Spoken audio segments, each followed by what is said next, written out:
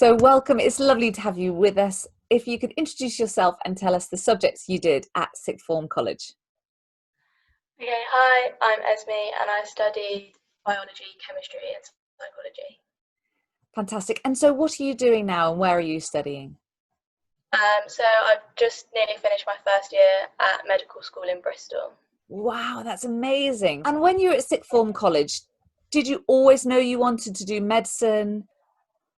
I think I always wanted to do medicine, but for a while I was quite interested in doing dietetics as well. So I did some work experience at Hereford Hospital in the dietetics department, but in the end I decided that I wanted to do medicine. And Brilliant. yeah. And so of your three subjects, what did you enjoy about each one? So chemistry, biology, psychology, which ones did you enjoy and why?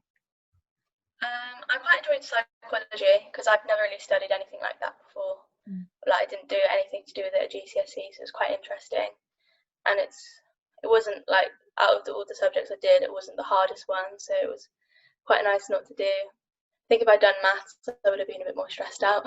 Yeah. And I liked biology. I found quite interesting because it's kind of the most closely related to medicine. And then chemistry, didn't struggle too hard with it. And so tell us about the process of applying. So you wrote your personal statement towards the end of your first year? I mainly wrote about kind of the work experience and volunteering that I'd done. So I did Gold DV with the sixth form, and that was quite good because I'd done a year of volunteering, which looks quite good in your personal statement for that. A lot of the other skills that I got from DV, like teamwork and leadership and everything, that all looks good. I wrote a lot about when I was in secondary school, I did something called the Junior Academy. It's kind of young people trying to come up with ideas to solve world problems, and that was quite good to write about. And I do gymnastics, and I'm a gymnastics coach, so that was quite good to write about. Was that I wasn't completely invested in medicine. It wasn't the only thing I cared about. And also that shows that if you can do such tough subjects as well as doing all of that, that shows a lot of intellectual capacity. So someone reading your personal statement would have seen you're very good at your subjects, you really applied yourself to your subjects, but actually you also had capacity to do gymnastics coaching and DAV Gold, which is really great. And did you have to sit an admissions test, either the BMAT or the UKCAT? Yeah, so I only sat the UKCAT. I did it quite early on in the time frame that you're allowed to do it in. I think it's like May to October, and didn't do too badly in it. So I decided just to only apply to UKCAT universities. Oh, that's a really good idea. And how did you find the UKCAT?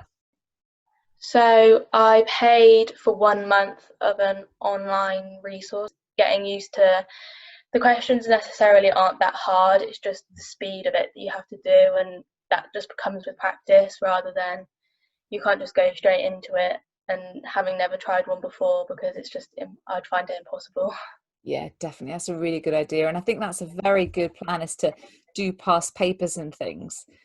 And then you Yeah. went to interview, presumably. So tell us a little bit about your interview at Bristol. So my Bristol interview was interesting. They were the only place I was interviewed. I was interviewed at 4 universities, but they were the only ones where you were in a massive room and everybody was doing their interview at the same time. But there was no there wasn't any like barrier in between you and like the person next to you. So you kind of, when you were answering your questions and stuff, you could hear every single other person in the room around you at the same time, which was kind of a little bit annoying because it was quite difficult to focus. But the questions were some of the most kind of your classic medical school interview questions. There wasn't really anything they asked that I wouldn't have expected, which was quite nice. They were very, I wouldn't say easy questions, but just ones that you would have heard of before, which was Good. good. And what kind of questions did they ask, if you remember?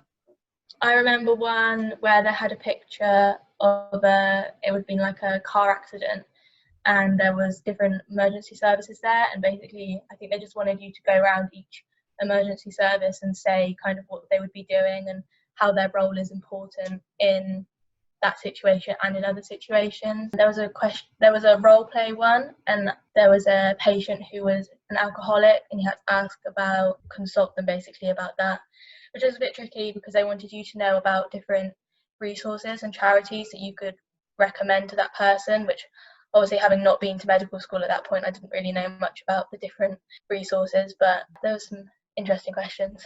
Oh, that sounds amazing. So what's it like to study at Bristol?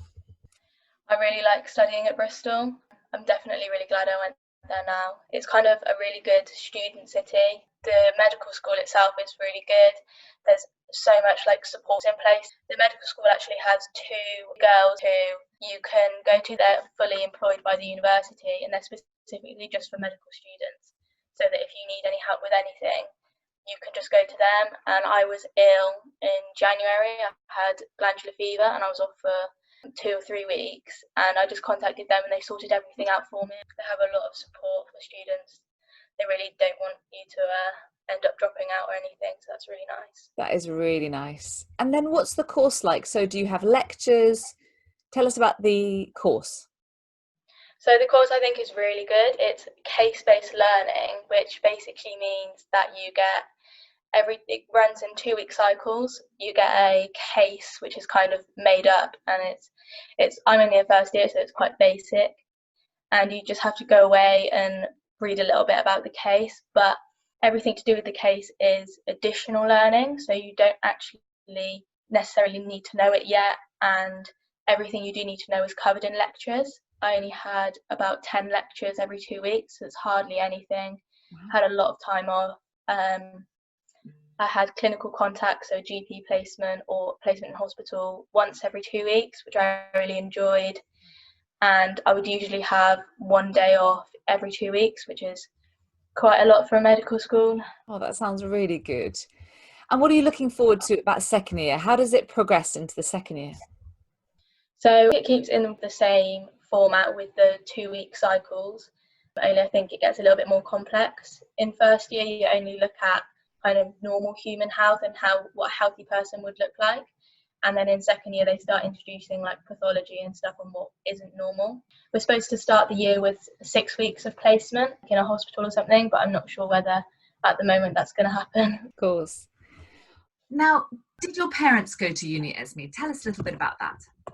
No, neither of my parents went to university. My mum went to a nursing school. My dad is a farmer, so that didn't involve university at all, really. So, did you know all about applying to medicine? Did you know much about it before you went through it? I knew a little bit about UKCAT from my older sister because she went to university to study sport and exercise science, but myself, with the medical school side of stuff, I was completely new to that. And what would you recommend if people were kind of first generation to go to university? I think you should definitely go. There's definitely a lot of bursaries and grants available if you are the first person in your immediate family to go to university, which is good because anything to supplement your student loan is handy. It's not as difficult to apply as you think. With medicine, there's a lot of you have to do the UKCAT and personal statement, and then you get to interviews, and it's a lot more than kind of if you were applying for a normal course. But you're kind of led through each stage, and there's so many sources available. Now, imagine you were in year 12. What would your hints and tips be? I'd definitely try and use your spare time to start revising for the UKCAT, booking in on that, and start drafting a personal statement. If you do it as early as possible, it definitely takes the stress off it. Phil, the chemistry teacher, used to read through our personal statements, or someone did, and that was useful to kind of get feedback back and make it better. Volunteering would be really good to do now if you're in a position to be able to do so. But I'm sure that the medical schools will be really understanding of definitely. the situation at the moment, because everyone's going to be in the same boat. Exactly. Well, that's so helpful. Thank you so much for this. And it's just really great to meet you, Esme. So thanks very much. Nice to meet you as well. Thank you.